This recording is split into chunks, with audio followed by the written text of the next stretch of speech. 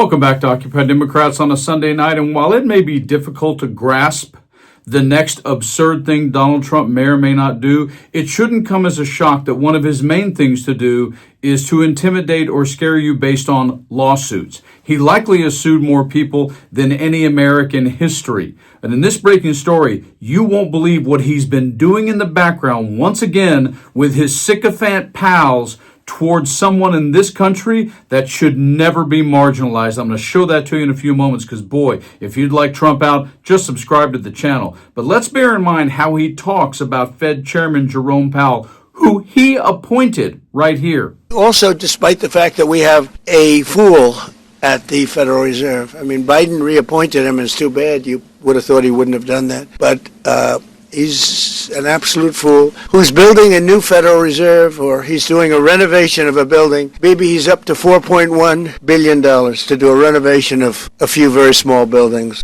Oh, yes, and he goes on and on about how much this renovation is going to cost while claiming it's the worst deal in the history of the world, which, of course, he doesn't know this. We're thinking about bringing a suit against Powell for incompetence. $4 billion. It's the highest price of construction per square foot in the history of the world. And as he always does, stands in front of a crowd and just lies and blames his own economic problems on someone else. Here, interest rates came down despite the fact that I have a Fed person who's not really doing a good job. I want to be very nice and respectful to the Fed. You're not supposed to criticize the Fed. Yeah, he knows more about that and everything else, right? But the true core of Donald Trump has always been shown through in this interview moment with Charlie Rose years ago, because this is who Donald Trump is. You know, some of the people that were most loyal to me are people that I didn't think would be. Some of the people that were least loyal to me are people that I think I would have treated them differently. I think I would have treated different groups differently. I would have wiped the floor with the guys that weren't loyal, which I will now do, which is great. You know, I love getting even with people. You're supposed to let him do his own thing, but I know much more than he does about interest rates, believe me.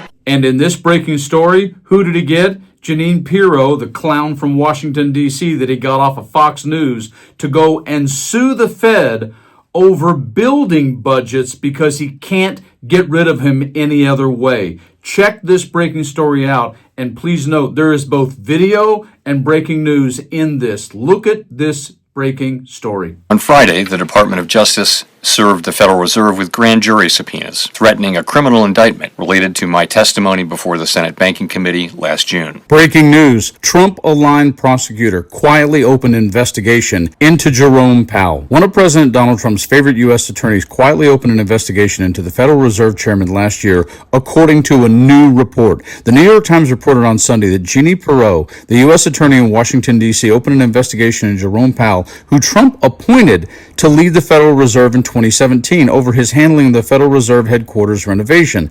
The move comes at a time when Trump has sought to remove Powell from his post over his hesitance to lower interest rates. Trump told the New York Times last week that he wants to replace Powell with his top economic advisor, Kevin Hassett. That testimony concerned in part a multi-year project to renovate historic Federal Reserve office buildings. I have deep respect for the rule of law and for accountability in our democracy. No one, certainly not the chair of the Federal Reserve, is above the law. But this unprecedented action should be seen in the broader context of the administration's threats and ongoing pressure. In quotes, it is not clear whether Ms. Pirro has convened a grand jury or issued subpoena. The report reads in part, prosecutors in her office have contacted Mr. Powell's staff multiple times to request documents about the renovation project, according to an official with knowledge of the investigation, who discussed an open inquiry on the condition of anonymity. Starting an investigation is one thing. Presenting sufficient evidence to secure an indictment from a federal grand jury or making it stick is another, it added. This new threat is not about my testimony last June or about the renovation of the Federal Reserve buildings. It is not about Congress's oversight role. The Fed, through testimony and other public disclosures, made every effort to keep Congress informed about the renovation project. Those are pretexts. The threat of criminal charges is a consequence of the Federal Reserve setting interest rates based on our best assessment of what will serve the public, rather than following the preferences of the president. This is about whether the Fed will be able to continue to set interest rates based on evidence and economic conditions, or whether instead monetary policy will be directed by political pressure or intimidation. I have served at the Federal Reserve under 4 administrations, Republicans and Democrats alike. In every case, I have carried out my duties without political fear or favor, focused solely on our mandate of price stability and maximum employment. Trump-aligned prosecutors have opened multiple investigations into Trump's foes, including former FBI Director James Comey, New York Attorney General Letitia James, and Federal Reserve Governor Lisa Cook, to name a few. These investigations have run into multiple roadblocks. For instance, Trump-aligned prosecutor Lindsay Halligan was removed from the cases against James and Comey because a judge found she was illegally serving as an interim U.S. attorney for the Eastern District of Virginia. The Supreme Court is expected to hear Cook's case on January 21, the New York Times noted. Public service sometimes requires standing firm in the face of threats. I will continue to do the job the Senate confirmed me to do, with integrity and a commitment to serving the American people. Experts have said Trump's claims have no basis in fact. Yeah, not much else you can say behind that.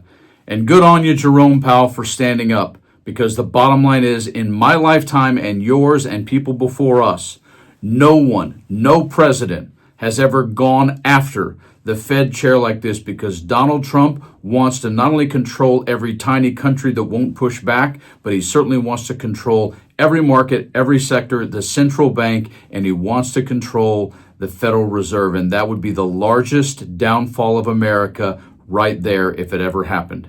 You guys like and share the video and stay damn frosty.